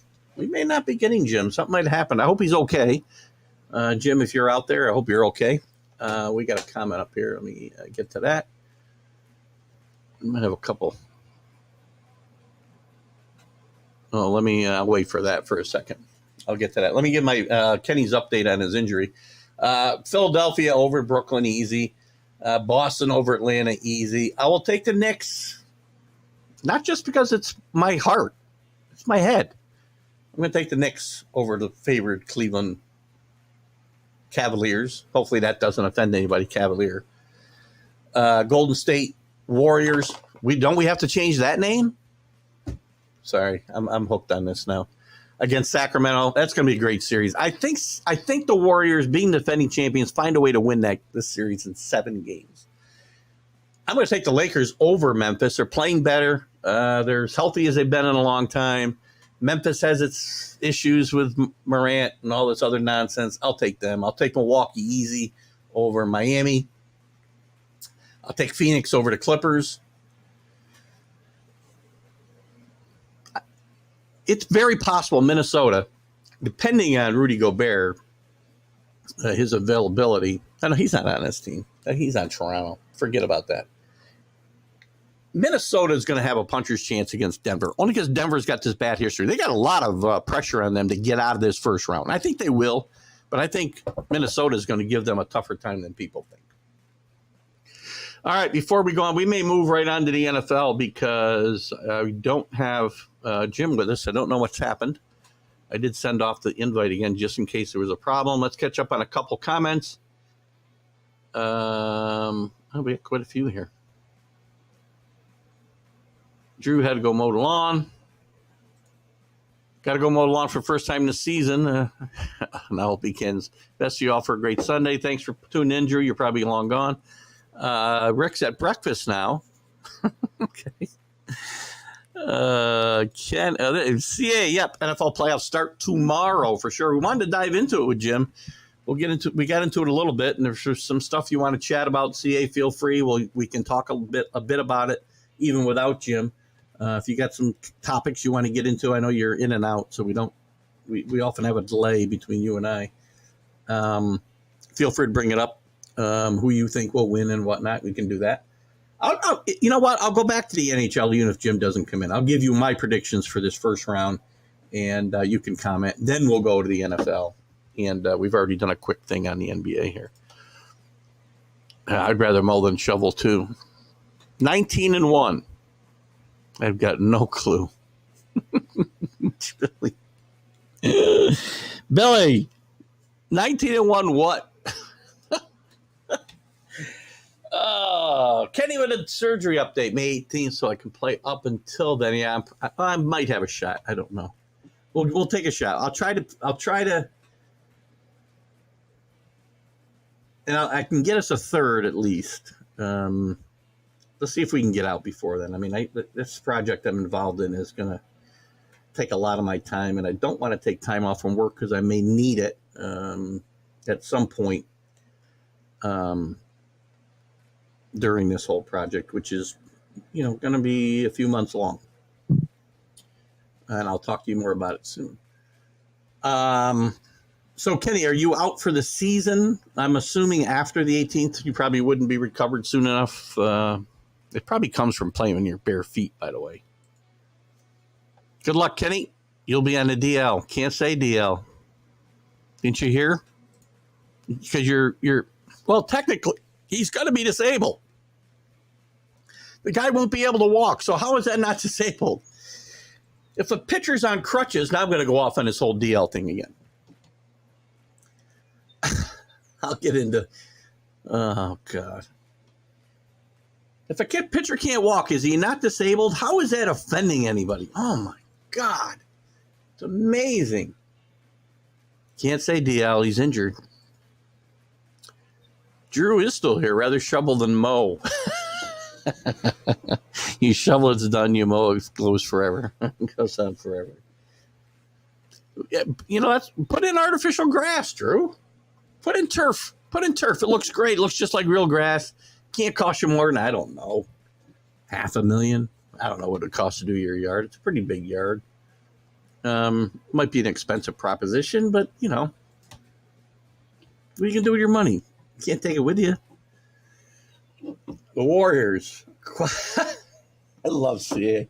CA finds a way, and I love this because one of my favorite movies is The Warriors. Cult classic, getting another attention wave. Is it really? I haven't seen it listed. I love this movie. Anytime I come across this movie, I have to watch it. It's certainly, this is not an Academy Award-winning movie or performance by anybody in it, but it is just it's a great movie. It's just one of those movies you have to watch. If you haven't watched The Warriors, watch it. I don't think it's dated. I think it's held up pretty well over the years. It's a gang movie, but it's interesting because there's one gang being chased by all the other gangs because they think they committed a murder of, like the president of all the gangs, for lack of a better term. And they have to get pretty much through the whole city. It's really a kind of cool movie. Again, don't be looking for any Academy Award-winning performances, but it's kind of a fun movie.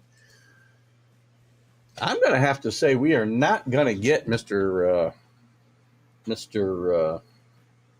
Biringer. It's okay. We'll get him in here next week to catch us up if that doesn't happen. Let's go on. I was going to go to the NHL, and CA, we can bounce back to the NHL, the NFL. We'll move on to the NFL. You guys, we can talk about whatever you want. We got 30 minutes left.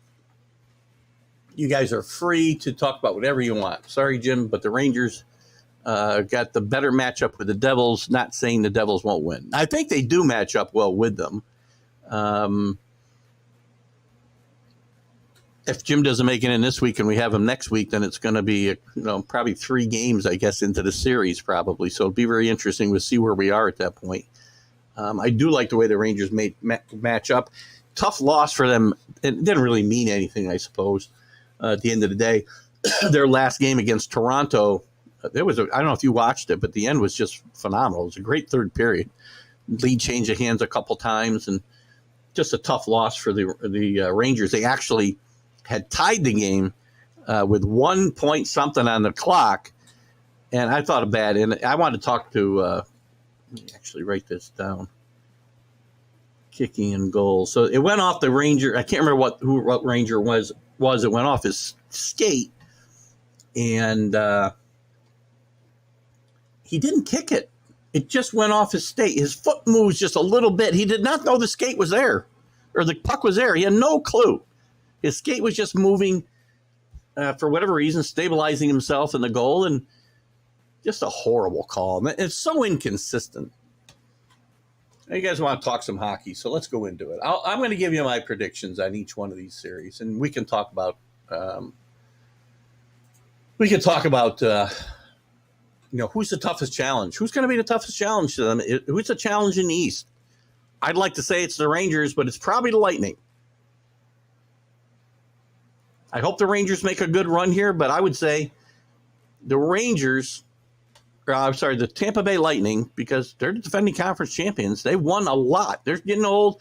They've got more continuity than probably anybody in this tournament. They're a little long in the tooth, a lot of them. They got a great goaltender.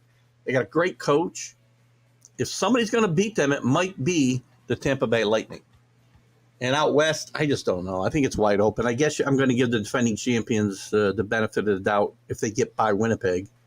We'll see. Devils will lose. Yeah, I think they will too. I'm sure Jim will probably disagree with us. It's not American Graffiti, but it was an inflational movie. It was. Again, I'm certainly not putting it down. I enjoy that movie for sure. See, I'm so happy you joined our community because you make me laugh a lot. Oh, only David Putty thinks the Knicks will win. Let's look at the matchups. Let's go through them quick. And we'll get to we got to get to a little bit of football maybe. I don't know if we will or not. Doesn't matter. We've talked enough about the draft till I'm blue in the face. It just needs to happen now. Where are the playoffs? God damn it. Who did I offend there? Oh, man, I'm telling you. It's here somewhere. There we go. All right, here we go. Let's go through these matchups, shall we? I don't want this. I want to... Oh, man. Playoff Central. I went into a playoff hockey challenge. Here we go. First round, Atlantic Division. Number 1, Boston against number 4, Florida. Boston coming off a record-setting season, both points and wins. Their leading scorer, David Pastrnak, 111 points, 60 goals. Great season. A lot of pressure on the Bruins. They win this series easy. Speaking of a lot of pressure, Toronto Maple Leafs with another great regular season, 50 wins, 111 points. They played the Lightning, the defending champion Lightning, which they might have played a couple times before.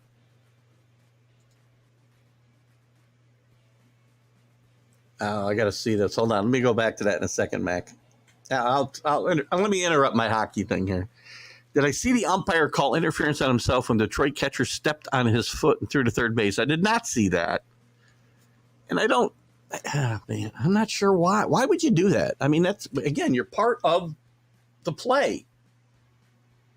Where's he going to go?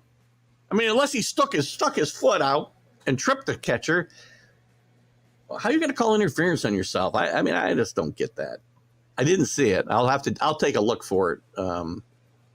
Mac, if that's you, and welcome, Mac, from Northeastern Youth Sports, one of our great broadcast partners, and loved Mac's interaction. So I don't get that. I really don't. Listen, I'm going to pick the defending conference champion, the number 3 seed here, to beat the 2 seed Toronto, just because of their history. I think they're a more seasoned team. I think the Maple Leafs are going to carry a lot of weight on their shoulders with this not being able to get out of the first round monkey they've had for a while. In the Metro Division, number 1 Carolina Hurricanes against the number 4 New York Islanders. I like the Islanders and maybe pull an upset here. I think this is a great spot for the Islanders. I don't think people are going to expect a lot. And I think they're going to beat the Hurricanes in this series. There's your upset in the first round. Because I don't think the Lightning over the Maple Leafs is that big an upset. Devils, listen, not much better, but a better record in the regular season, 112 points to 107, 52 wins to 47. The Devils have, maybe a little bit high-scoring offense. But I think the Rangers are deeper. This series gets underway April 18th, so Monday night. I'm going to take the Rangers in a hard-fought 7-game series here.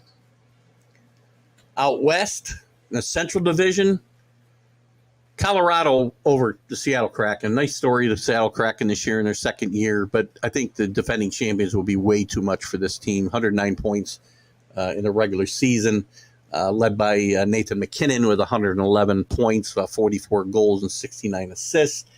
I like this in probably 5 or 6 games.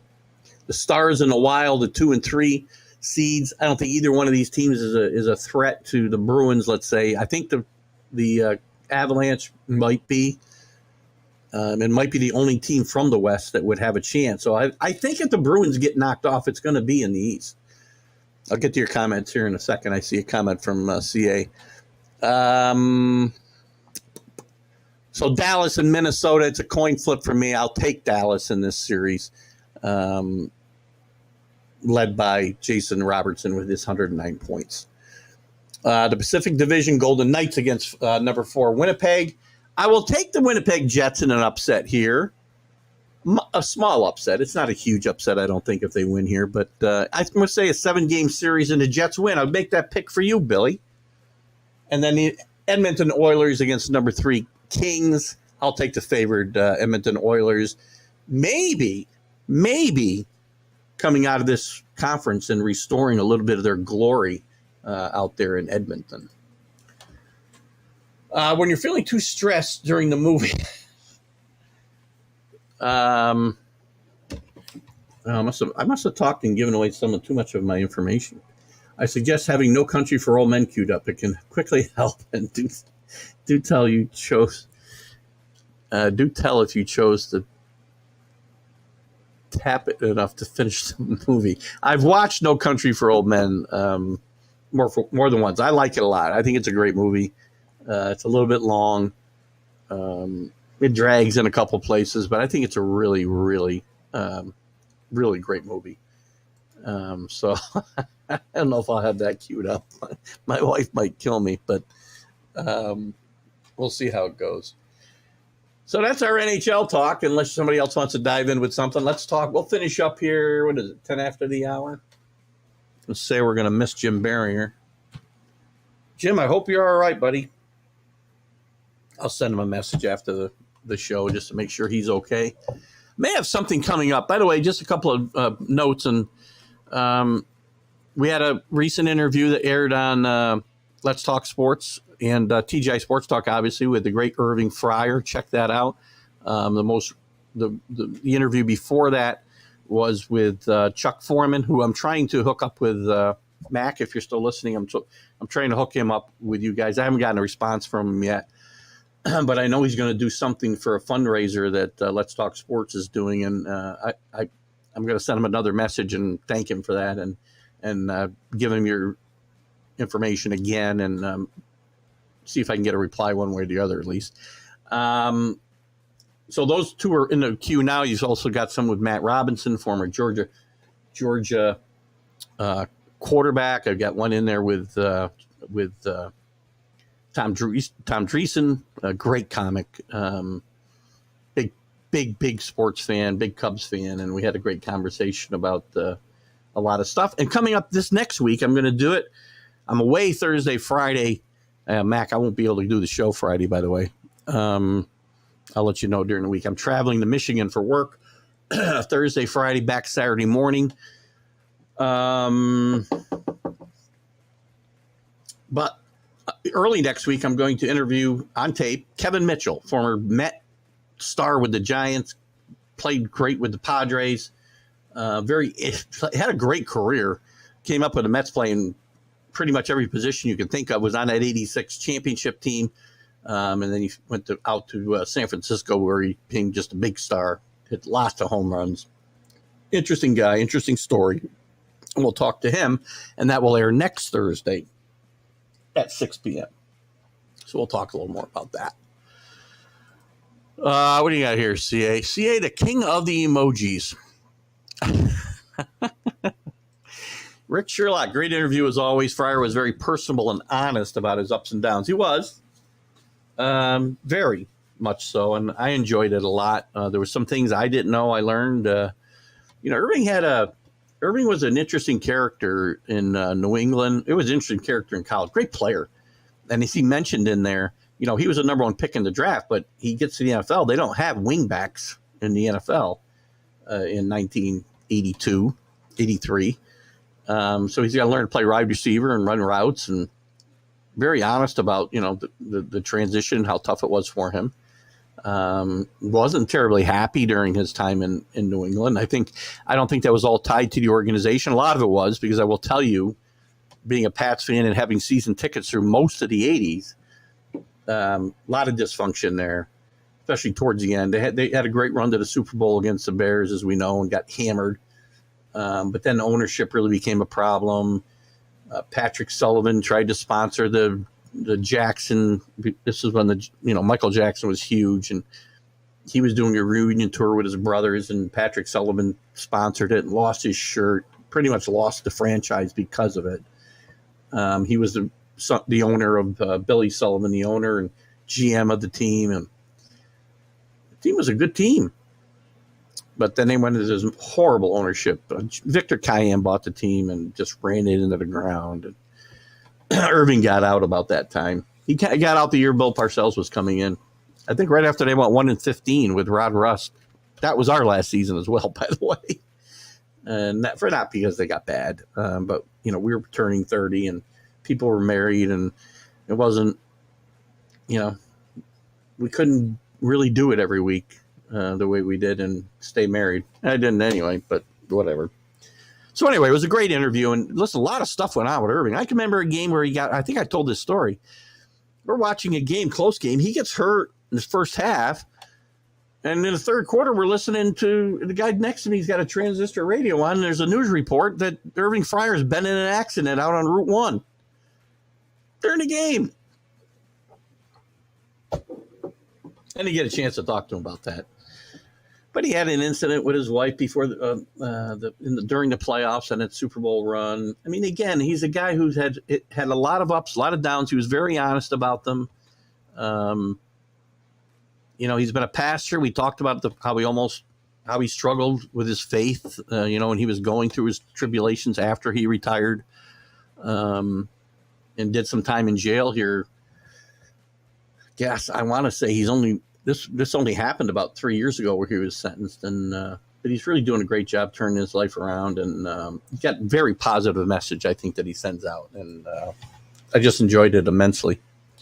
So check that out. A lot of fun. And check out Kevin Mitchell next week. With that said, and Rick, thank you, by the way. You're always very complimentary on the interviews that I do, and I enjoy doing them. I enjoy doing this, right? This gives me just a chance to kind of be me and rant or rave here and there and interact with you guys. You guys are my co-hosts, as I say all the time, and I love that. It's a lot of fun for me. That's why I don't have co-hosts like a lot of other guys do, because I want you guys to be the driver of, and this show is the epitome of that for me. We get it during college and the college football huddle, but mostly during college football season.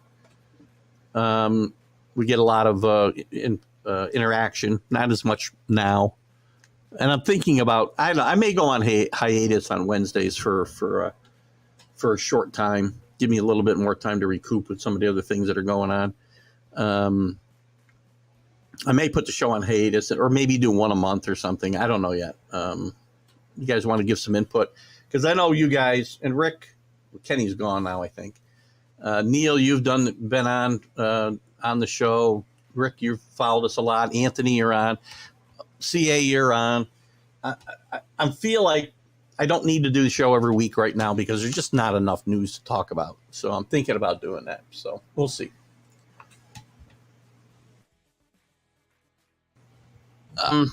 You found a story more truthful than I'm assuming you're talking about Kermit Washington. Probably something to that, right? I don't want to judge.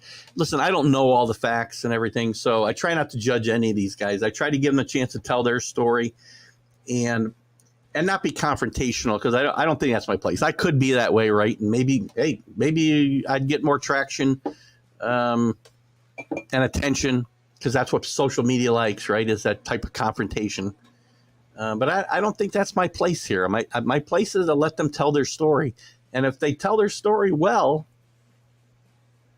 and convincingly so that we believe their side of the story, and if they don't, we don't. So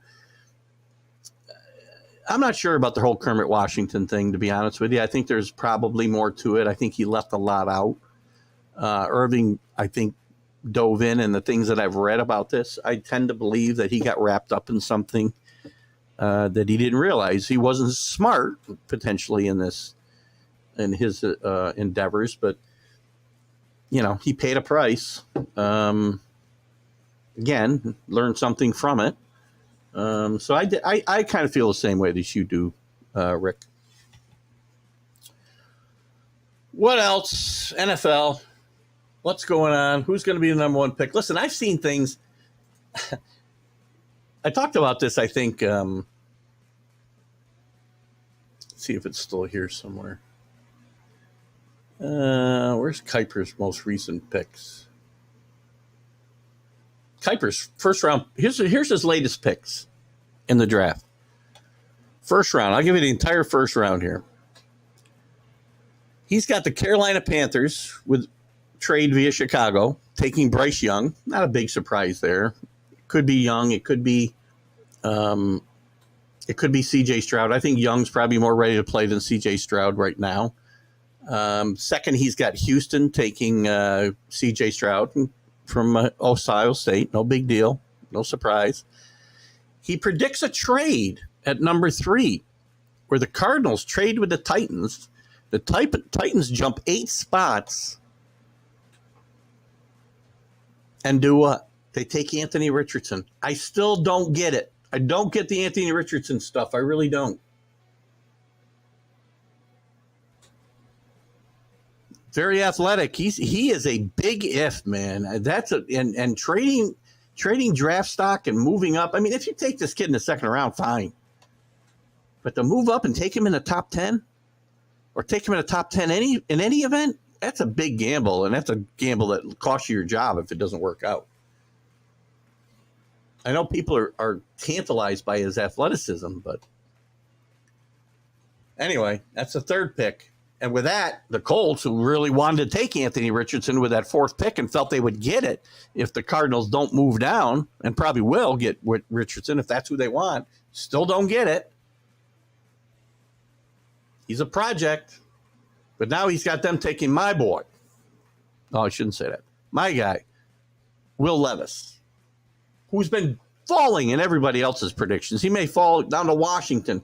He may fall out of the first round or very late in the first round. He's a guy who could fall, an Aaron Rodgers type fall or a Lamar Jackson type fall in the second round. Or he could go here at 4. I think he's ready to play now. I think he will be the best of these 4 guys. These 4 guys. I'm becoming a growing minority in that thinking, but I still think that. Number 5, Jalen Carter out of Georgia. Question's going to be, he's great. He's a great player, and most of the experts don't expect his pleading no contest to the misdemeanor charges of reckless driving and racing last month in connection with a fatal crash we all know about. They don't expect it to affect his draft status. We may not know until that night. We'll see. He could be a guy to fall down too. Will Anderson, who in many places is the number one projected, the number one player in this draft, but based on need isn't going to be the number one pick, I don't think, in any way, shape, or form. They've got him going number 6 to the Lions, which would be a big pairing him with Hutchinson they picked up last year. This defense is going to get a lot better really quick if that's the case, and this would be a great pick for the Lions. The Raiders, he's got Devin Weatherspoon, cornerback from Devon Weatherspoon from Illinois, who's somebody who the Patriots have been linked to as well. Nolan Smith, outside linebacker from Georgia. Rick, going to the Falcons at 8. The Bears, via that trade with Carolina, picking 9th, picked Darnell Wright out of offensive tackle out of Tennessee. Another guy linked to the Patriots. Peter Skoronski, maybe the number 1 offensive lineman in the draft. out of Northwestern, going to the Eagles via New Orleans. This is another guy that's been linked to the Patriots as well, and I wouldn't be surprised to see him fall down that far. We'll see. Arizona, with the trade via Tennessee, we talked about earlier, take Tyree Wilson from Texas Tech, defensive end. Houston, via Cleveland, takes Jackson Smith Nijaba from Ohio State. The Jets take Broderick Jones, another guy that the Patriots have been linked to at offensive tackle. He's got the Patriots taking Christian Gonzalez. A lot of people talked about Gonzalez and some of the other backs in this draft. Defensive backs in this draft. I've heard the Patriots everywhere. You would not believe some of the names I've heard. I've heard Anthony Richardson in the spot if he falls. Can't see the Patriots taking Anthony Richardson. I've seen Bijan Robinson in this pick. No, and maybe they trade down. I don't know. I don't see. They don't need a running back. Stevenson is really coming into his own. Anyway. Dalton Kincaid from this is Green Bay. Dalton Kincaid, tight end from Utah. Washington Commanders, Joey Porter Jr., another guy mentioned by the Patriots experts, cornerback from Penn State to the Commanders, team formerly known as the Redskins. Pittsburgh Steelers, Zay Flowers, wide receiver, Boston College, another guy linked to the Patriots. They may go wide receiver. It's possible. It would really break the norm for Belichick to take a wide receiver here, but it could happen. Lions taking Bijan Robinson. This is Mel Kiper's picks. That's at 18. Tampa Bay, Paris Johnson Jr., offensive tackle from Ohio State. Seattle and Miles Murphy, defensive end from Clemson. Chargers with Jordan Addison, wide receiver from USC. This guy could be the steal of the draft, guys. He's a great player. He's going to be a nice complement in that offense if he ends up in San Diego. He'd be a nice complement to any offense. And one wide receiver I have not heard mentioned in the Patriots chatter. Dante Banks from Maryland, cornerback, another guy the Patriots have had. There's about 20 guys, I swear to God, that have been thrown around for the Patriots to take. This is the Ravens at 22. Rick's Minnesota Vikings, Emmanuel Forbes, cornerback out of Mississippi State. They could also target a wideout, according to and if they target a wideout, they might have to move up to get an Addison or a Flowers, Rick, unless they want to settle for one of the lesser wide receivers. The wide receivers are really usually fairly deep, and you can get a good one second, third round. Jacksonville, Lucas Van Ness, defensive lineman from Iowa. Giants, DJ Turner, cornerback from Michigan. The Cowboys, Michael Mayer, tight end from Notre Dame. Trenton Simpson, linebacker from Clemson. Only a second linebacker here in the first round. I didn't even change my banner, did I? Anyway, now that we're done talking about it, Cincinnati, who still needs all this help on the offensive line, defensive tackle Brian Breesy from Clemson. New Orleans in a trade via three different teams. Defensive tackle Kalijah Cansey from Pittsburgh. A projected trade next at 30. Seahawks moving around one. They don't have a pick right now. They trade with Philadelphia. They take Hendon Hooker. That would be an interesting pick for them and help that offense and help Geno Smith a lot. I'm sorry, he's a quarterback. What am I talking about? Jesus Christ. Sorry, I was thinking of somebody else. Quarterback from Tennessee to be the heir apparent to Geno Smith. Sorry. Oh, my God. More coffee. Kansas City, Will McDonald, the fifth defensive end. And then we move into the second round, which I'm not going to go through all that. Defensive linemen, offensive linemen, even wide receivers. One running back, two linebackers only. And cornerbacks were fairly prevalent as well. So interesting. We'll see what happens here as well going forward. So, guys, with that, I'm going to remind you about the Kevin Kevin Mitchell interview coming up this week. It'll air live 6:00 on Thursday. The draft is coming up Thursday. I may find myself. I'm traveling. I'll be in a hotel room or tavern Thursday night in Lansing, Michigan. But I'm going to try to jump on with Northeast Streaming Sports draft coverage. I'll try to jump on with Let's Talk Sports draft coverage. And I'll update you guys during the week. I may not do the college football huddle show.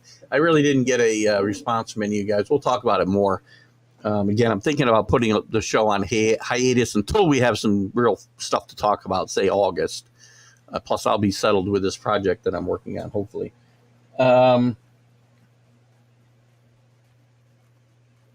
But maybe we'll do one show a month or something. So this week's show could be a no-go just to rest up a little bit because I am beat already, guys. I don't know how I'm going to do this. I'm going to be 63, and I don't want to. This is it. This project will be the last one of its kind. All right, guys. What else? You got no other comments or no other topics you want to talk about? I am going to hit the exit music. We're going to head out of here. I appreciate everybody. Drew, Rick, Kenny, Billy, Sean, who else is with us today? And Anthony, CJ or CA. I don't know who else I'm missing. Who else am I missing here today? Commented. Mac from Northeast Streaming Sports. Neil, forgot about you, Neil. I don't want to forget about you. You're certainly agreeing with me. And by the way, next time somebody wants to call me a snowflake, learn what it is. Because there ain't nobody further from a snowflake than this guy. I can tell you right now. And a lot of people will tell you that. All right, guys. TGI Sports Talks Sunday stream of consciousness. We'll catch you later. Bye-bye.